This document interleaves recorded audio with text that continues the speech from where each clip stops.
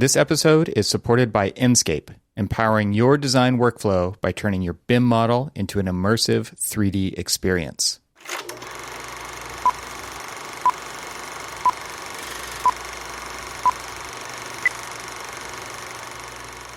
Yeah, so we were talking in the last, pretty sure, yeah, it was the last episode. I don't know, everything's running together. When we were on opposite sides of the world. Now coming to you from the warm microphones of the Archispeak HQ studio. Yeah. Studios. Yeah. They don't know that. Yeah, true. We're in the same room. We're looking at each other eye to eye. Right.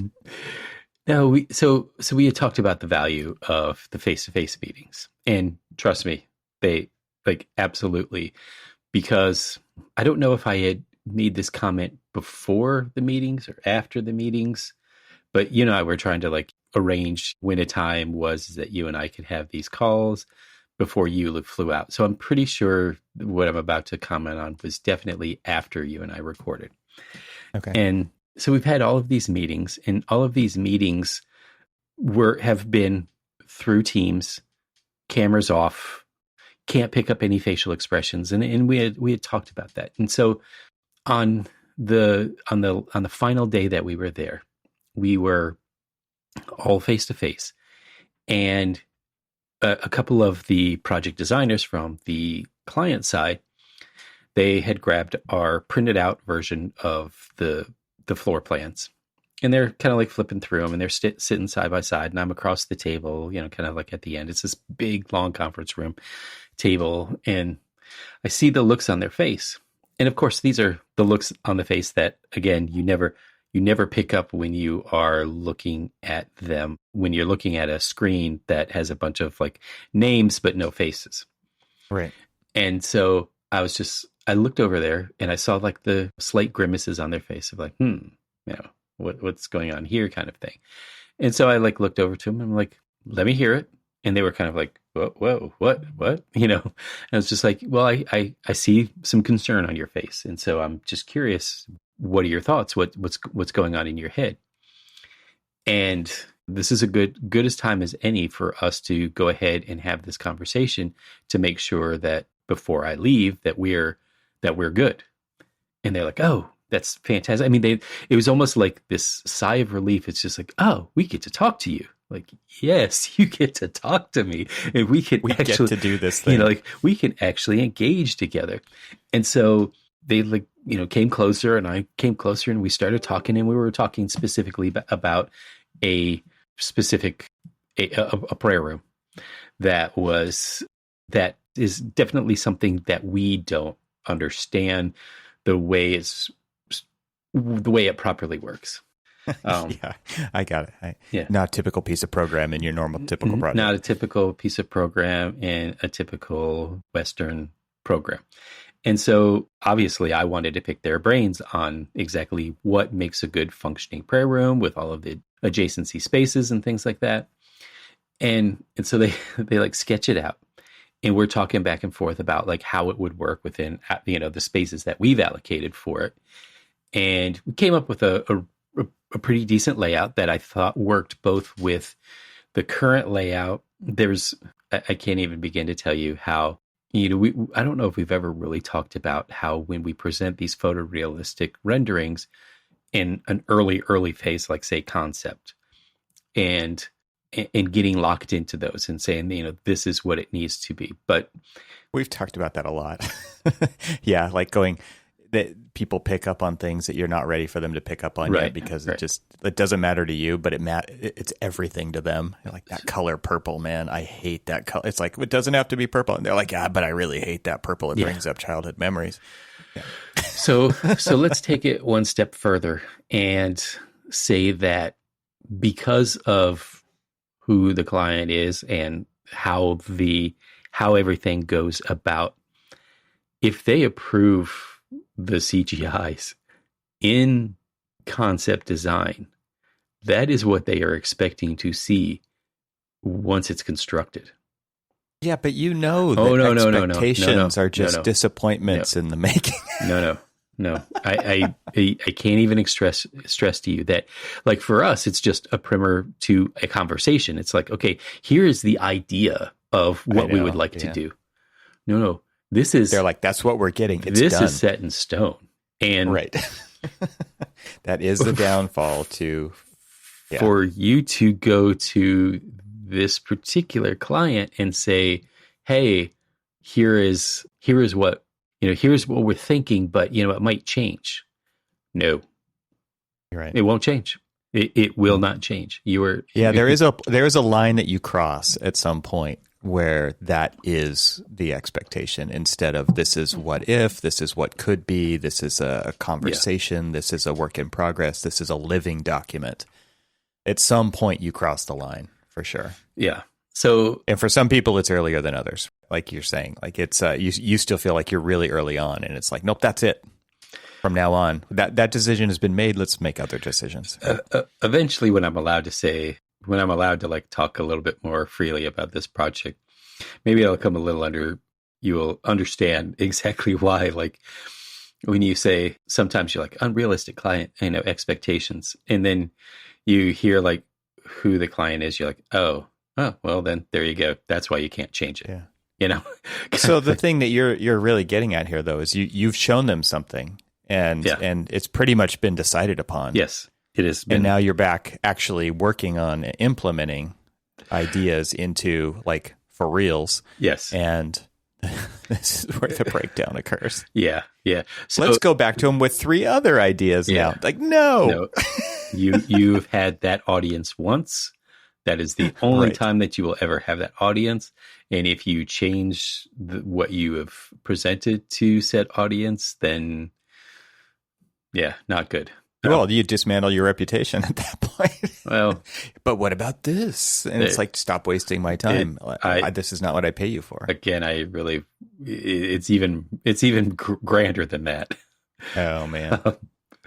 The life of an architect. See, this is it, and I'm assuming though that when you're going through this process, that you have people working on this that did not have the benefit of being in the room, right? Which is kind of what we talked about in the last one. Not even we were in the room.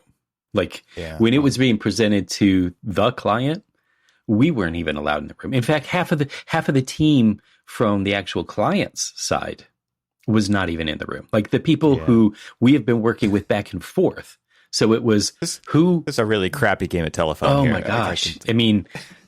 This is an interesting way to approach like the final say in the project, the final person to say, yes, your project can proceed. You have funding, all of this other stuff. There's like very few people allowed to be in the room. And it's none of the people that we're working with making the decisions about like all of this. And so then when the heralds bring it in to said person. I don't know if I'm giving anything away yet, but that is when you literally like it is completely out of our hands. It's completely out of their hands, and they'll say yes or no. And if it's yes, then I almost envision them like walking around with a printed out copy of that and saying, holding it up to the final and say, no, you guys did not do what you said you were going to do. How dare you? You're imagining the worst though. Hopefully it doesn't. No, but lay that out there. But so here we are. I get this input from the people that I'm working directly with. And they give us some pretty good information, and I do some sketches, and they look at the sketches while I'm sitting right in front of them. And they're like, yeah, I think this can work. I'm like, okay, so if this can work, I'll bring it back to the team. I'll explain to the team, what are these changes? They'll say, great, this is fantastic. We'll go ahead and, make these changes. And then I get these drawings sent back to me of like, okay, here's what you sketched up. And it is absolutely the opposite of anything that I sketched up. Is not what I sketched up. How dare you? Well, it's not even that. I mean, it honestly isn't even that. It's just like, seriously, this is not what we had discussed. And the problem is that if the client's already looked at it, the design review has already looked at it and said, in earnest, we've accepted this as the way forward, and we can't even get that right. Now's not the time for new ideas. Now's not the time for new ideas. Now it's like typical really? Project manager versus designer. Dynamic right here. Exactly. It's just like, so I'm sorry, we're at 98% CDs.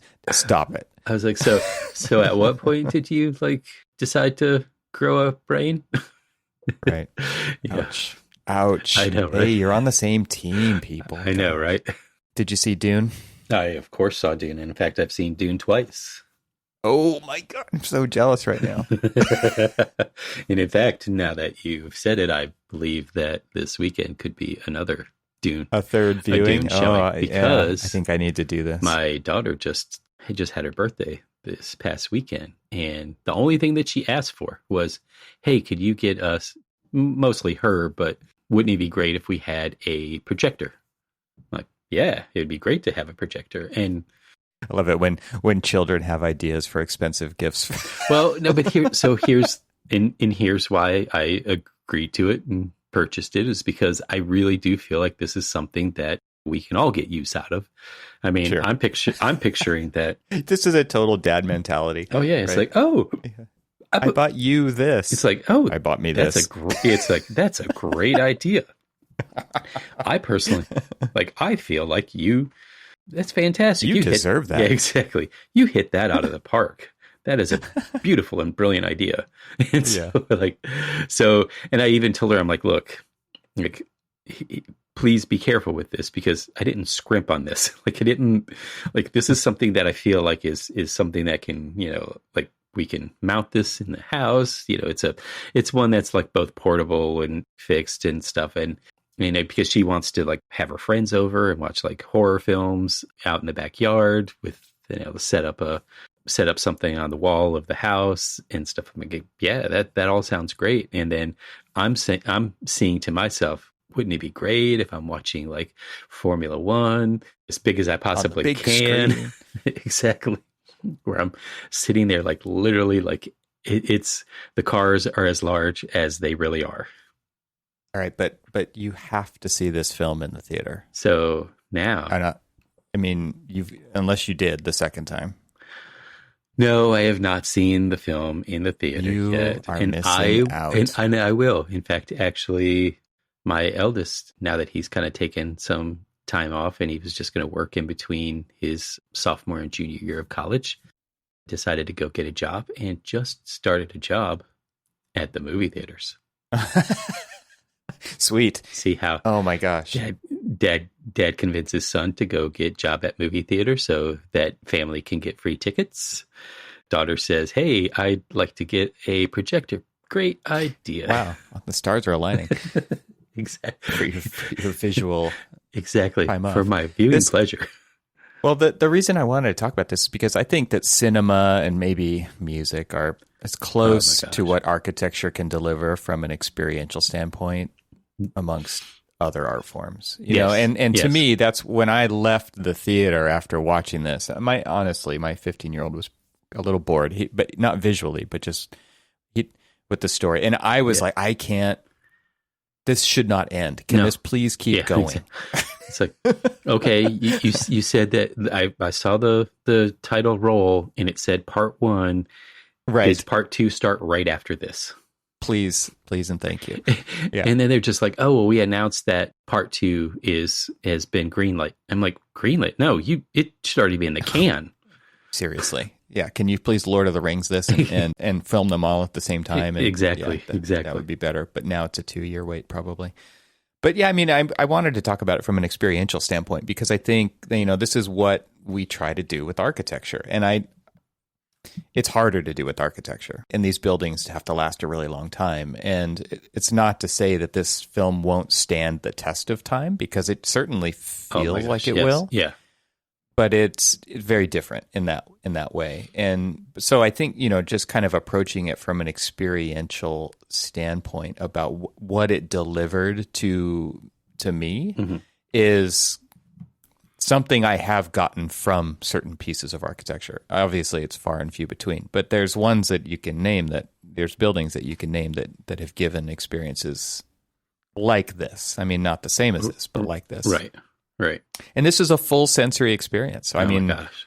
I didn't taste it, but it was one of those things where this was a masterclass in the art of cinema. And I know it's not an original story. This has influenced tons of other stuff as well. I mean, very, very like one-to-one type influences with George Lucas and Tatooine and the sandworms and all that kind of stuff. But also just like the scale of, we talked about world building on a recent episode, and this was another universe that has been built, that things have been thought through that very few people choose to think through. Well, so when we were talking about world building, I had already seen the movie and you hadn't yet. And I was and I couldn't really start talking about that without like massive spoilers. So I didn't want to do that, but I was just like, this is on a massive scale, world building at its finest, universe building, just like to me, this one now. And I grew up watching the original one, and my dad was a big, huge sci-fi fan and loved the Dune books and everything. And I'll be honest with you, I didn't quite get into them. There was other books that he had on his shelves that, I loved, but it wasn't Dune. But now that I've seen Dune, and in fact, even seen the video that you had, sent me with the interview of Denis Villeneuve, who was who's the director, who was also talking about like certain scenes and the mood that was created. And the mood was created not just by the acting, the music, the lighting, but the architecture. And he kept talking about how the way that he saw this room, this particular scene, it's like a library. So this library, and it was a very pivotal scene. And I try my damnedest not to do any spoilers, but maybe we should just say, spoiler alert, if you haven't seen the movie, shut this off, because just pause it and come back. Exactly.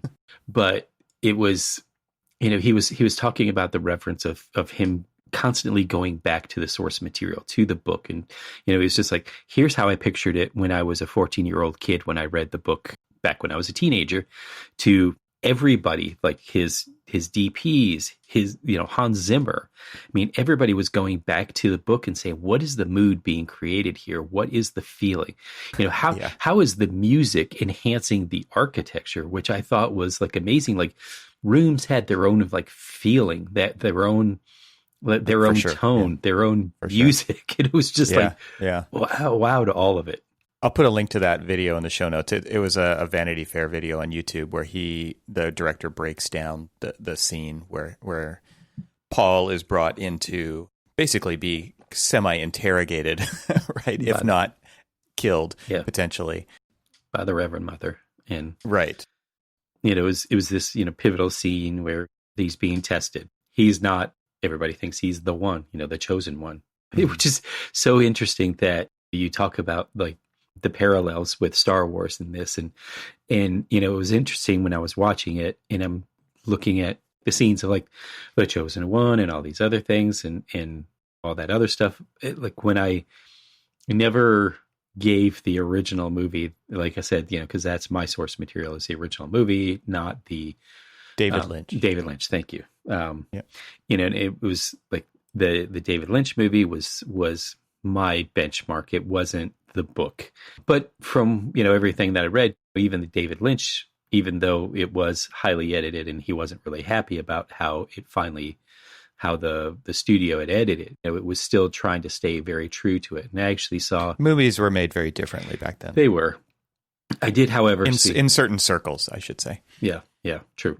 Because you think about like the way Star Wars was made, it was very different from Hollywood. True. Well, I mean, he didn't have Hollywood backing, where this one was a studio on purpose, right? for that very reason, so that they didn't like, he was the source material, and he was like, I want full control. He wanted full control, and they were like, well, if we, so anyway, And so, they kind of went back and forth with checking the book and all of that other stuff. And it's just like, what did the book make me feel like? And I loved how he was trying to stay as true to the source material as possible, but also, bringing his own kind of like vision of all of that. And to kind of have these, and we were talking about, it's just like these overlaps of architecture. And okay, when you're reading the book, you're picturing this room, and how are you picturing this room, and how are you, like, how is your mind's eye setting up the spatial experience that you have? And I think that, like, just the attention to detail that he gets into about what the details that they actually sweat to figure out what this is incredible. And in that way, I do feel like it's a lot deeper than we give time for on our projects, which are going to last a lot longer than, right, 2.5 hours in a movie theater. Let's take a moment and talk about the sponsor of this episode.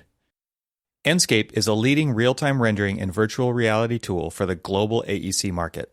It plugs directly into your modeling software, giving you an integrated design and visualization process. With Enscape, you can render in real time and walk stakeholders through your rendered model with incredible ease. Your buildings can be experienced long before they are built. More than 200,000 unique monthly users from over 150 countries use Enscape to envision better designs. To learn more or to sign up for a free 14-day trial, visit enscape3d.com/Archispeak today. That's enscape3d.com/Archispeak.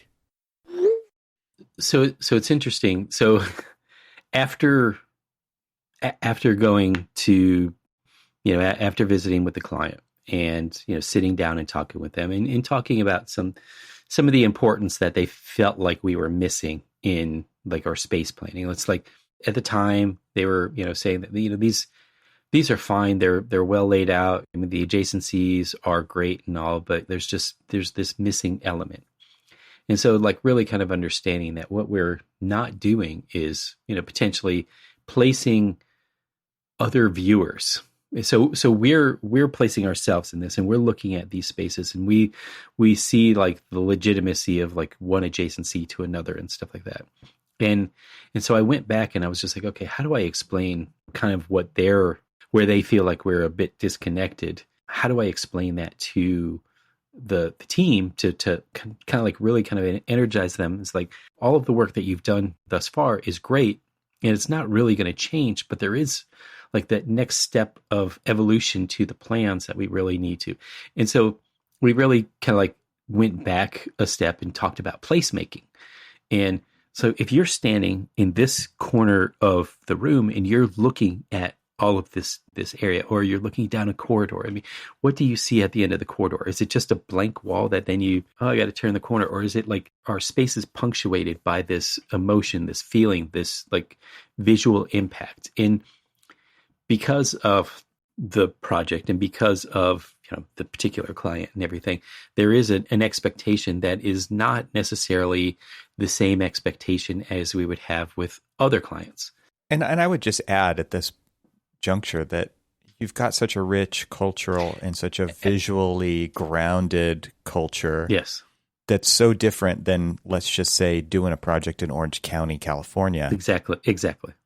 That there seems to be at least more awareness that is an impact on the types of spaces people see and inhabit every day. Yes. And so like so we're recording this kind of, like, nearing the end of the week.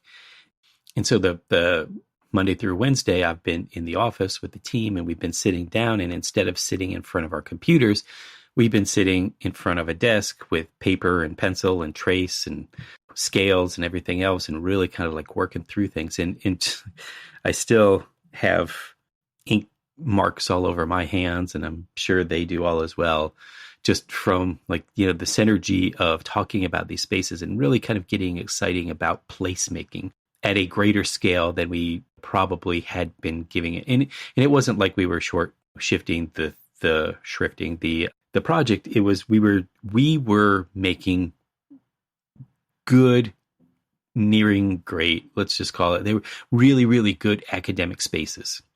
And they were really good academic spaces that could have been kind of like almost anywhere.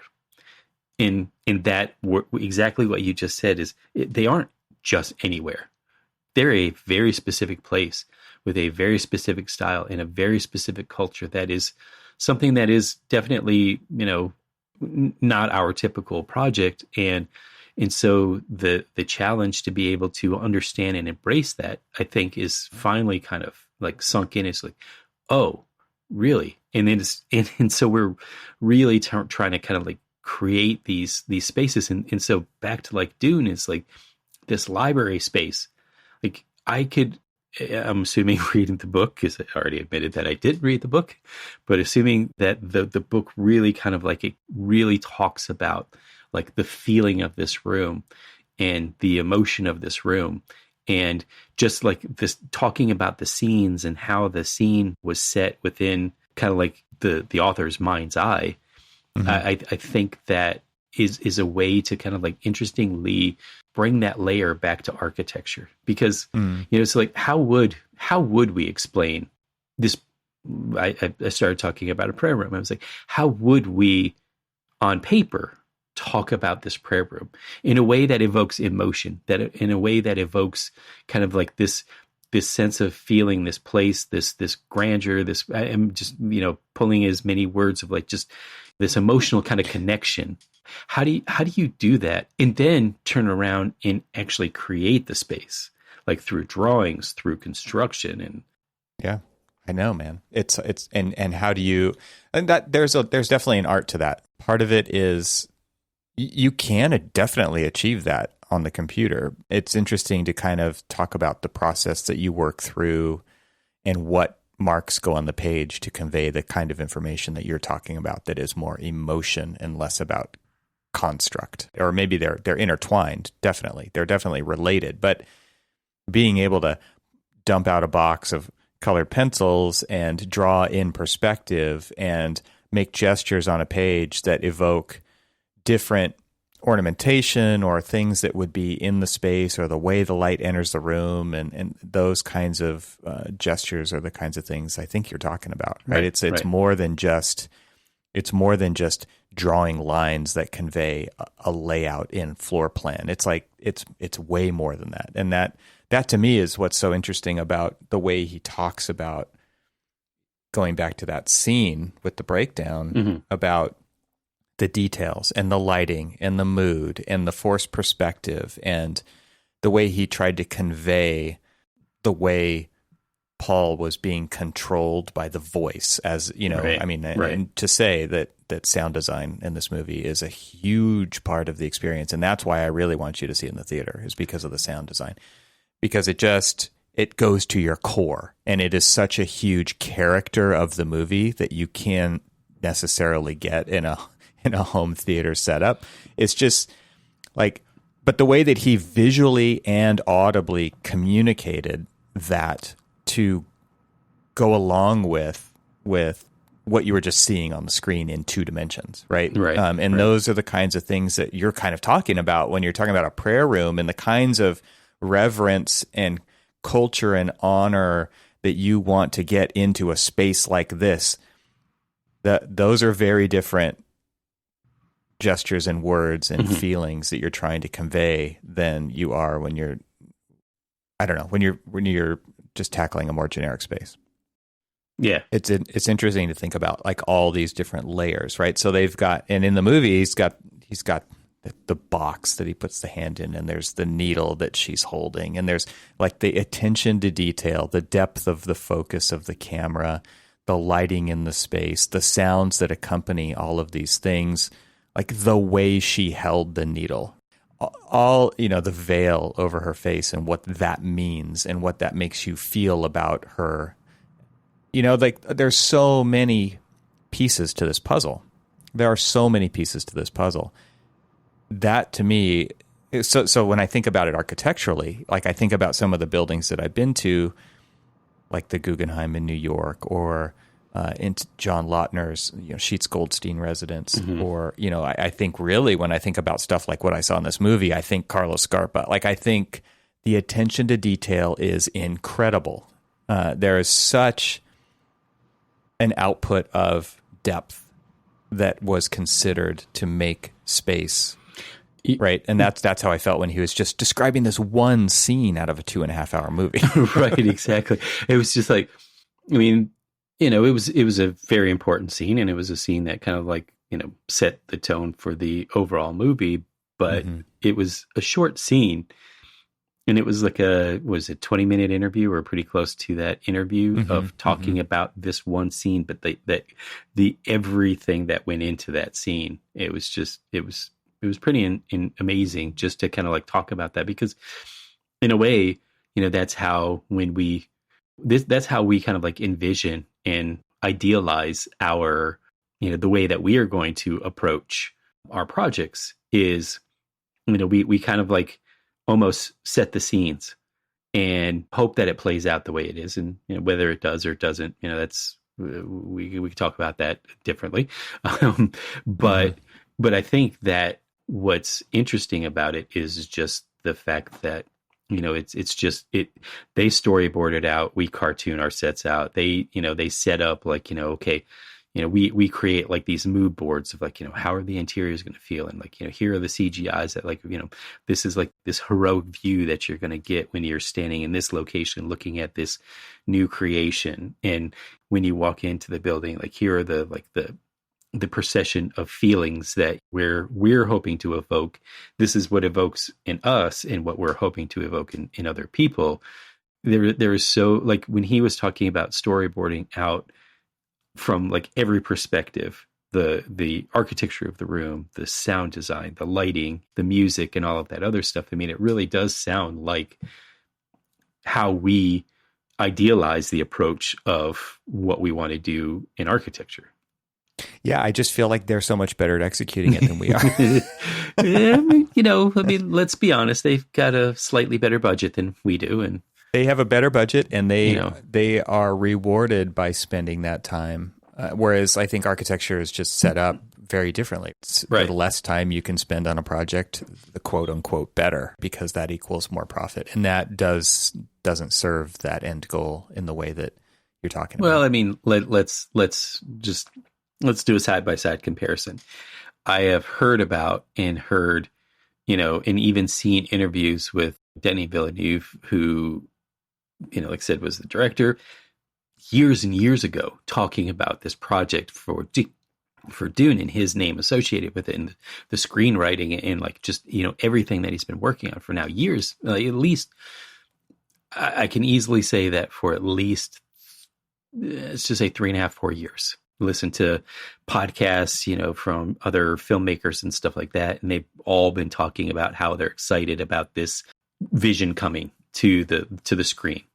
So not different than an architectural project as far as the timeline goes. Well, not too different. But now but he's been in the process of like basically concepting it out for those 4 years, let's just say.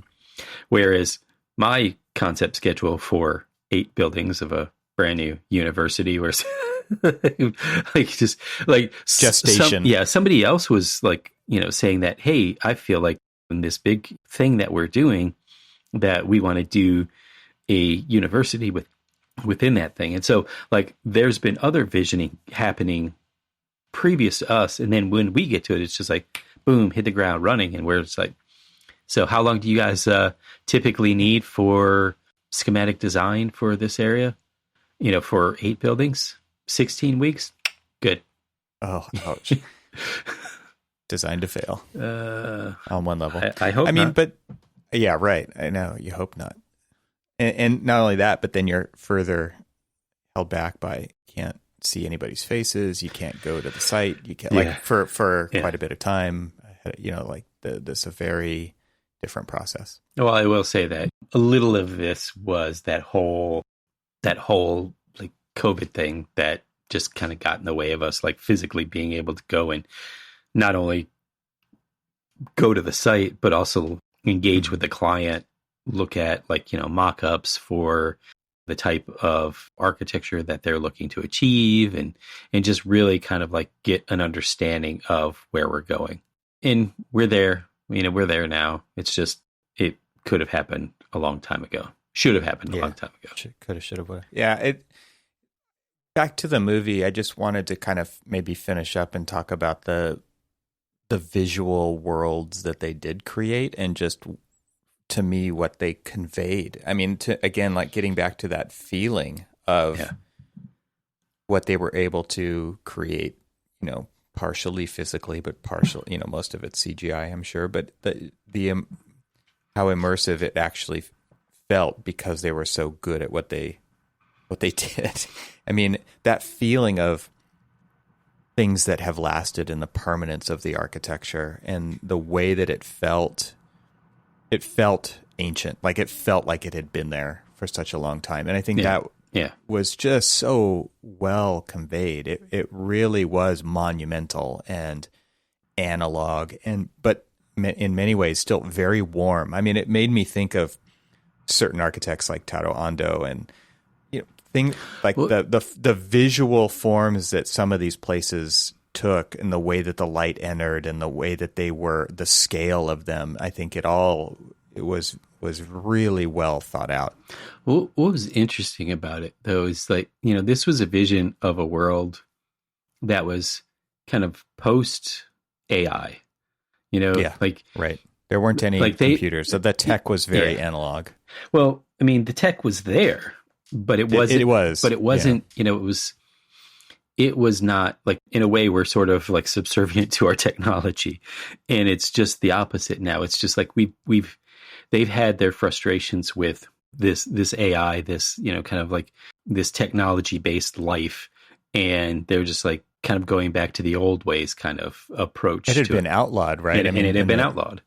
Because it was like the computers were doing the thinking for the people. People were relying on computers to do the thinking for them. Huh. Yeah. A little social commentary there. Yeah, no, exactly, right. And when was this written? In the 60s? I mean, exactly. I mean, he saw it coming. And it's interesting because, like, I saw some commercial not too long ago, and it's just like, we used to use computers and gaming and all of this other stuff as a way to get away from our reality. Mm-hmm. Now our reality is to get away from all of that other stuff. The technology, it's just like, But where I was going with that is, like, it did kind of like set up these feelings of almost nostalgia of spaces. And then, so like every one of these had like a character to them. Some of them were like very, very technology driven, but post technology reliance kind of thing. So you could feel and see the technology, like on the actual planet where Arrakis, where it still has like all of the mining technology and everything else, but it's still kind of almost like manual labor type. Well, not manual labor type mining of spice, but it was. You know what I'm getting. I hope you know what I'm getting. Maybe, I don't know. It was still very analog and hands-on feeling. Yes, right? Yes. Well, I think we give this movie 2 thumbs up, and definitely encourage everyone to go watch it and take it in, because the feels are real. I think that the way that this movie conveyed the built environment is incredible, standing on its own. And to me, that was a huge takeaway. I was kind of like, this is one of the better sci-fi movies in a long, long time. I mean, I put it up there. I'm a huge fan of The Matrix and even Interstellar as a not too long ago example. But I went into all of these with zero expectations and tried to stay away from anything remotely linked to these movies ahead of time. And I just walked out completely blown away. So huge thumb up over here. Well, I hope you can take time out, listeners, to watch this movie away from the digital leashes and distractions that exist in this world, and like just get inspired, because that to me is what I left the theater feeling very inspired, and I couldn't wait to talk to you about it. Thanks to Enscape for their support of this episode. Visit enscape3d.com/Archispeak today for a free 14-day trial. Thanks for listening. This show is part of the Gable Media Podcast Network. See all the shows at gablemedia.com. That's GABLEMEDIA.com. media.com. You can help support what we're doing here by leaving a 5-star review on Apple Podcasts to help get the word out, and don't forget to share it with your friends. We'd love to hear from you, so leave a comment on the website at archispeakpodcast.com, where you can find our entire catalog of shows. Talk to you soon.